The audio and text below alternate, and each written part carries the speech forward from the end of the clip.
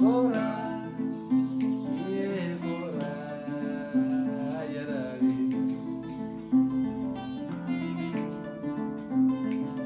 Okra, yeah,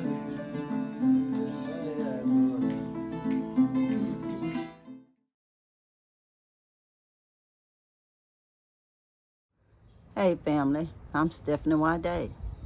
I am Habasia, and I'm sitting in my backyard garden in Galveston, Texas, wanting to know how y'all doing. How's your day been going for you? Oh, I'm trying my best not to get eaten by mosquitoes. I put my insect repellent on, but you know how that goes. The bite they already did before you put on the insect repellent starts showing up while you're trying to record. But anyway, guys, I did a few garden updates since the freeze, and people wanted to know what survived the winter, even though I said everything they saw survived the winter. But anyway, I will update y'all today because every day my garden grows like Jack and a Beanstalk almost type growth. So anyways, I'll turn this camera around and tell y'all my garden update. Well guys, this is my fig tree. It definitely survived. And you see all the little other tree around. I don't even know what kind of tree it is. It's been here since we moved here when I was 7, and I'm 68 now, so it definitely survived. The other tree, it's actually in my neighbor's yard. It survived, but it like towers over into this yard. Well, on this fig tree, we have little leaves growing and all. It looks pretty healthy. I didn't do anything special to it at all. I didn't even know it was gonna make it. It did have little figs on it, like let me see, right here's a fig. Last year they had promises of figs that never happened, so hopefully this year this fig will ripen and give me some figs to eat, because I love figs, y'all. So I've been babying this tree since it was a small tree in a bucket that I bought from the nursery. So we shall see. But yeah, this tree survived the big freeze. I did not do anything special to it. Didn't cover it with plastic or anything. I didn't even cover the base with plastic. I was like, you on your own. And that was that. This little onion plant survived, but I put it in the garage. That's all I did. Put it in the garage where my water heater is, and it survived. This arugula, I left it outside, and I was like, you're on your own. I thought it was delicate, but apparently it wasn't. It survived, and it's thriving. See all the fresh new leaves, and I've already harvested some of the leaves and put in a salad previously. So yeah, the arugula is pretty resilient. Pretty resilient.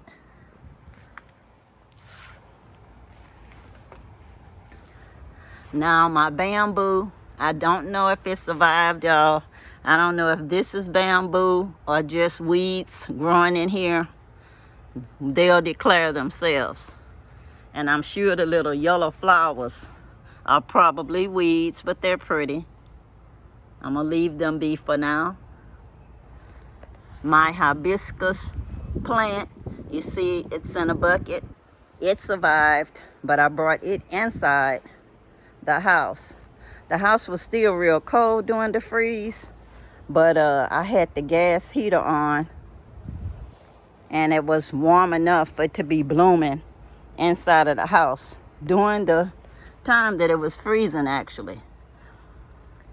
Another hibiscus that has flower on it, it survived the big freeze.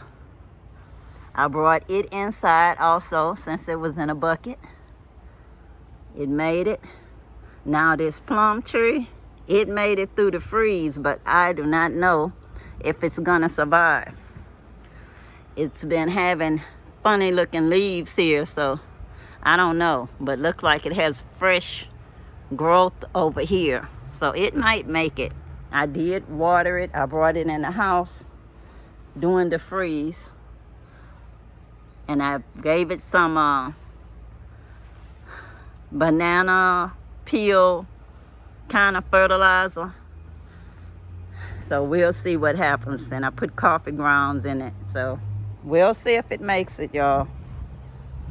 Now my banana trees, or dwarf banana trees, it survived during the freeze, and look, it had a little baby. So it survived and has babies.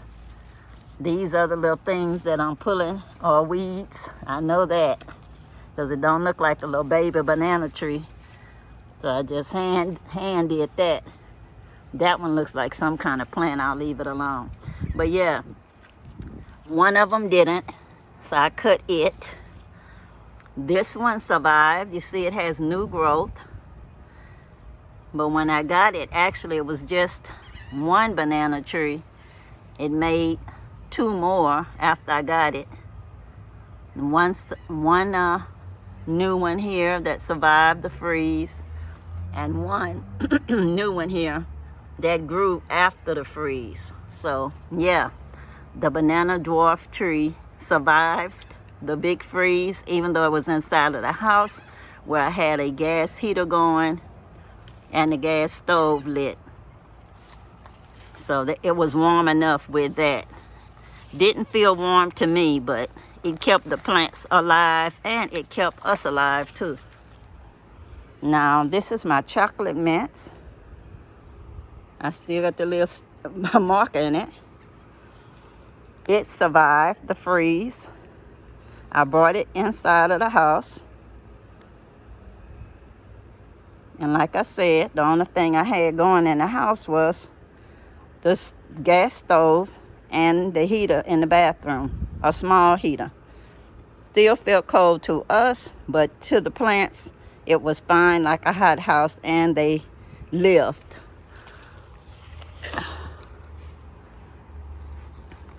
Now this banana tree, I thought would die because I didn't do anything special to it. And of course, both of them did die.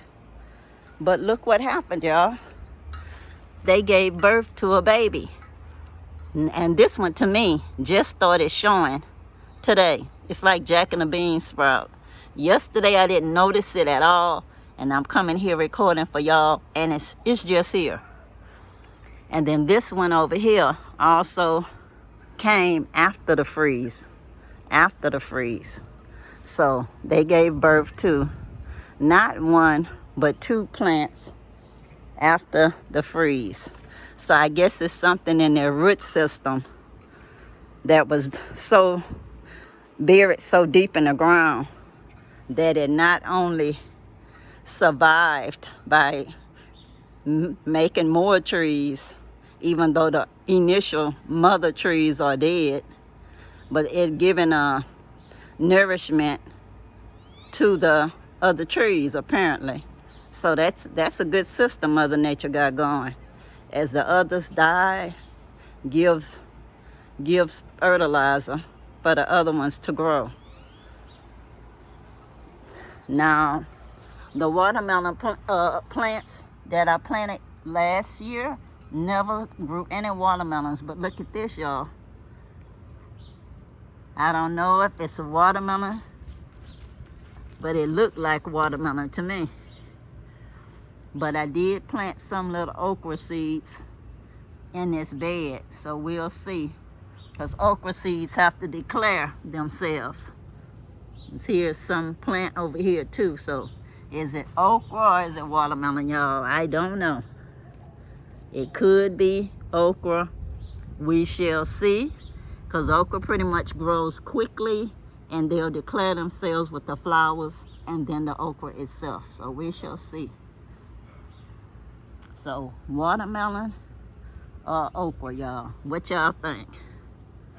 watermelon or okra. It's hard for me to tell at this stage of the game, but they are going to be left alone. I'll water them and let the rain fall on them, but I'm not gonna be overdoing my garden this year because I'm making plans to get out of this. Get out of here and go back to the Gambia, because I have to work on my garden over there. I have to plant my garden from scratch over there. Now the rose bush survived. I didn't know it did, because see the dead part of the rose bush, that's how it looked right after the freeze. But now you see it has little buds. So the rose tree did survive. The rose bush survived.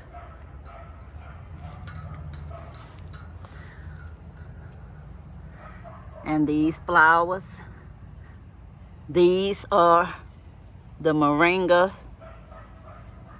And I'm not gonna lie, I don't know if I planted them lately, because I did add some in the ground, but I don't remember putting them in this raised flower bed. Now this chocolate mint not only survived but thrived. It thrived during the freeze. I didn't know it would live, but it did.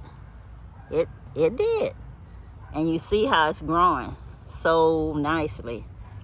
I didn't do anything to it, didn't cover this. I figured it was already past the season, and I did not think it would survive the freeze, but the chocolate mint did survive.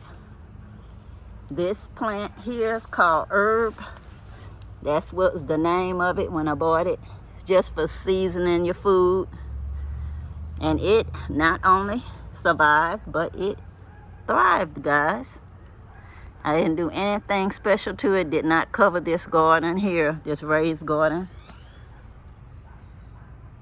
Have a lot of marigolds, marigold flowers in this. Yeah, that's what those are, marigolds. And I did not replant any that I know. Probably the seeds made more plants. And if I did put a few in there, I promise you it was just a few. And they're like blooming everywhere now. So, as far as I'm concerned, they survived. This one is a sunflower plant. I did not plant it, so it survived the winter. We'll see if it really makes sunflowers this year, because last year it didn't do that. But I remember planting them last year, the sunflowers, because they're supposed to be beneficial plants. So I planted them last year. They survived the freeze. And this is a boysenberry. It survived the bad weather, and it is thriving. You see all of these little new blooms.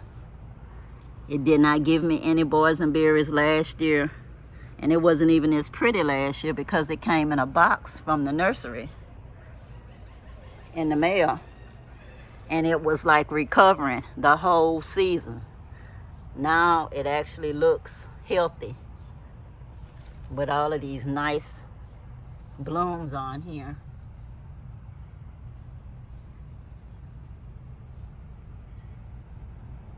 Can't believe how pretty it is. Almost remind me of roses. It's so pretty. But this is just my boysenberry,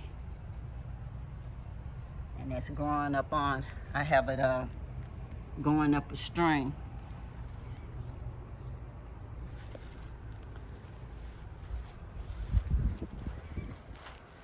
More marigolds. More sunflowers down here. Sunflowers. My strawberries not only survived the freeze, they are thriving, because I only bought 3 plants last year, and now that's 1, 2, look like 3, 4. Here's another one. this is not anything here, but here's another set of them right here, strawberries, right here. So the strawberries not only survived, but thriving, y'all.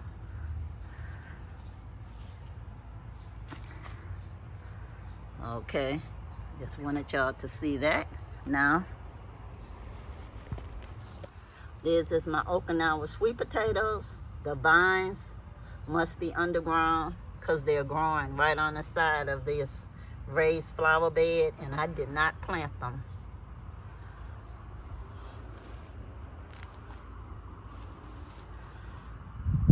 This is another Okinawa sweet potato growing by itself. So the root system must be extensive. Another Okinawa sweet potato that lived through the freeze because I did not plant them again. I harvested them like in the fall of last year. I did not turn over the soil at all. And so this is what happened. You see, they just growing. Plenty of Okinawa sweet potatoes growing everywhere. So they not only survived the freeze, they thrive and now having baby plants everywhere. I only bought 3 Okinawa sweet potato plants last year. See, here's the vines here that was exposed. I did not turn over the soil. I was like, you on your own. See how much Okinawa sweet potatoes? I only had 3 plants, y'all. And now everywhere you look, there's more Okinawa sweet potatoes. Okinawa sweet potatoes. Okinawa sweet potatoes. More. Let me see. Here's some more, y'all. And more. And you got to remember, from just 3 plants, that's all. All of these new blooms everywhere. So survived and thriving the big freeze. After I harvested them, I had no idea that they would come back on their own, because I never grew vegetables before last year, and it was just a little small batch that came up, that's all. And you see it was just a hill, that's all, one hill I had, and just 3 plants, and now I don't know, I have so many plants growing, and they look pretty healthy. So hopefully I'll have a lots of harvest this year. And that's a new one too. It's one over there. Well, in fact, more than one. That's one here. Here's another one. There's another one. And now I'm just showing y'all again at a different angle the other ones I showed y'all. Okay, I showed y'all what survived in the backyard. Now I'm gonna go to the front. The front is not vegetables, but it's my flowers and my trees. But since folks wanted to know what survived that big Texas freeze and storm, I'll let y'all know. Stay tuned. Okay, guys, I'm on my front porch now, and this is my rose bush. This is the one I've been taking so many photos of and releasing mostly on Facebook. And this rose here has got so many compliments every day. It looks different to me. It survived the freeze. I did not cover it up or anything. I was like, you on your own. And apparently it didn't need me to survive at all. Rose bush survived the big freeze, the snow, with no intervention from me. No intervention from me. You see all the nice rose blooms on the tree.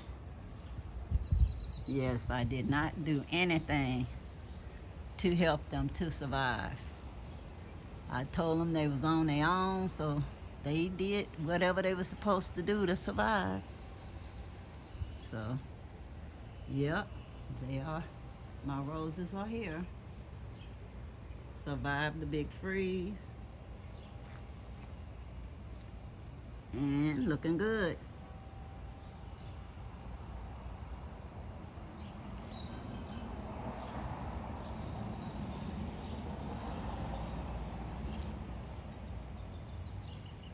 And here's the other rose.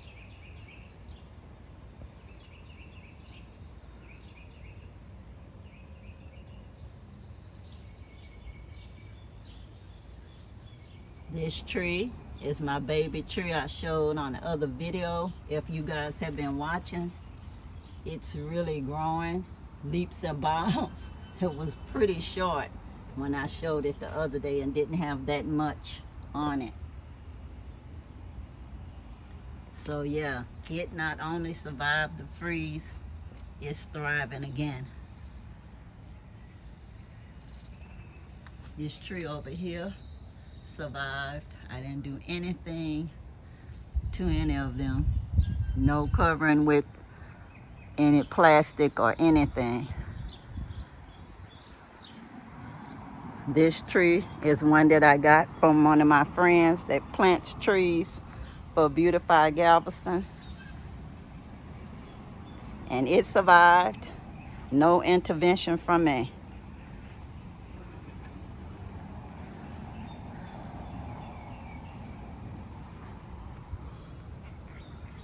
I hope I'm not turning around too quickly. This tree survived, and I just say it's a tree that nobody really planted. I guess the birds dropped the seeds many moons ago, and it survives no matter how much you chop it, because it seems invasive to me. But it's just trying to survive. I don't know what kind of tree this is. Maybe it's an apple tree from seeds I put there last year, but whatever, it's survived. It's growing, because I didn't even know that it would ever grow in the first place, because I didn't see any evidence last year. So this is just my front yard. I don't know if anything survived here. I did plant some marigolds, so you see new growth there, but I don't know what it is until it declares itself. Yeah, I don't know. Might be the marigolds I planted. I don't know. I planted something in this pot and watered it. It has to declare what it is. So, and those trees, those plants there, may be just weeds. I don't know. But at least they're growing. They want to be alive, so that's that. Survived the freeze. There, yes it did. It's my roses from another view. Just trying to let y'all see different views of these beautiful flowers.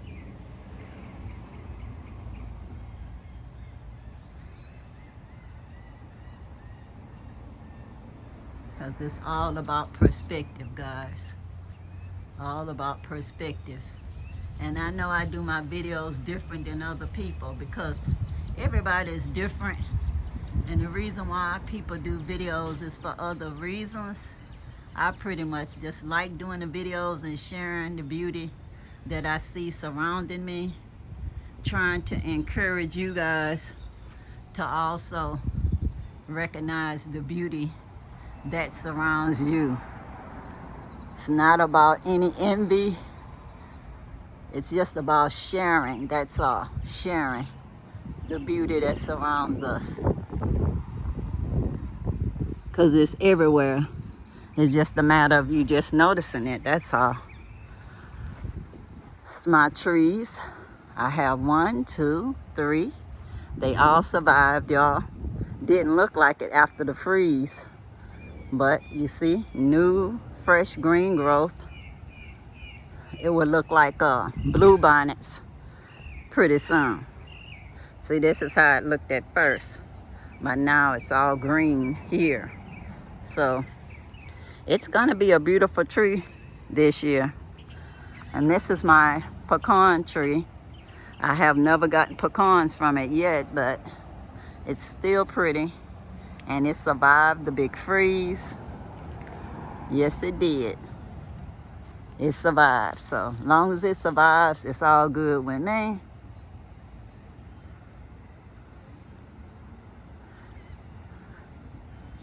And there's nothing as pretty as trees to me, because they look good and they give you benefits all the time, especially oxygen, which we need to survive. We give them carbon dioxide, they give us oxygen. So I love that. See how it's just blooming away, y'all. And yes, I did plant this tree a long time ago when I first started getting an interest in planting around this house that I grew up in, because I left and came back after my mother died, and I eventually started making it my house and growing the things that I like. It's a nice crepe myrtle, y'all. It's a crepe myrtle. And it's very beautiful, beautiful pink flowers when it starts blooming. Let y'all see my neighborhood and the overcast sky. Just to let y'all see, if y'all don't live in the United States, what kind of fences we have around. The fences are not designed to be prison, y'all, just to mark boundaries. Some people do have privacy gates, but you see, it's no barbed wire on top. No barbed wire anywhere. We have storm blinds because of the hurricanes. And I guess you could say they kind of act also like burglar bars. Kind of. But mostly it's if you have people living at your house in a compound house, that's pretty much good enough security, because it's always somebody there. And if a burglar breaks in, it's pretty much so sorry, for the burglar. Because everybody knows karate in the house. They went to the what is that? Soldiers for Jesus class at Windsor Village. Soldiers for Christ, whatever it was, karate classes. So they pretty good in karate. So danger, danger alert if somebody called themselves breaking in my house. So that's the way it goes. But yeah, you see, just nice little white picket fence, not made to kill the neighbors or kill the burglars. Even the little high fence that's next to it has no burglar type stuff on it. It's just a gate. No barbed wire on there. We don't have a problem with people walking up to the door. You see my house, somebody can walk up to my front porch. I don't even have any outside door on my house. It's a regular old door. And my gate, you see, is just a little short gate. No burglar bars there. It's just to mark boundaries. My neighbor next door has a privacy fence, but her privacy fence actually gets short in the front and it turns into a white picket fence. So see, it's not really made to keep people out of the gate. It's just to mark the boundaries. And you see the house across the street has an orange door. It has an orange door with no gate at all, and it's fine. I never heard of it ever having any break-ins or anything. The neighbor next to it, it's a two-story house, no gate. This two-story house, no gate. And this is for the people that live in other countries that have high, thick brick walls and barbed wire on them. I just want them to see that even in the United States, where people be talking about they feel threatened and all, that's not the case for each and every one of us. That everybody's neighborhood is pretty much different. See, no gate there, gate on the side, no burglar bars, but you can walk up to the front door. Right here, little fence, and it's just really to mark boundaries, that's all. This two-story house you see has no gate, or even on the side. It's a rental house property, so they figure it's always people there, so it's no need to worry about burglary.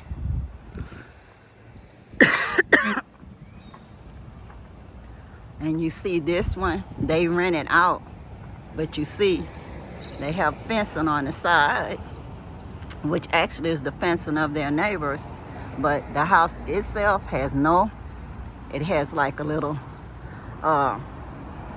low marker just to mark the boundaries, that little cement marker, but no gate, guys. See, you can just walk straight to the house, and I haven't heard of no problems. I see little temporary looking burglar bars in the window at the bottom, and our good old Texas store. The school does not have burglar bars. Some schools I know in other cities do. I see a fence right in the front though. Look like a little play area for the children. And I just think it's to mark boundaries, because the school ground in the back is open with no nothing.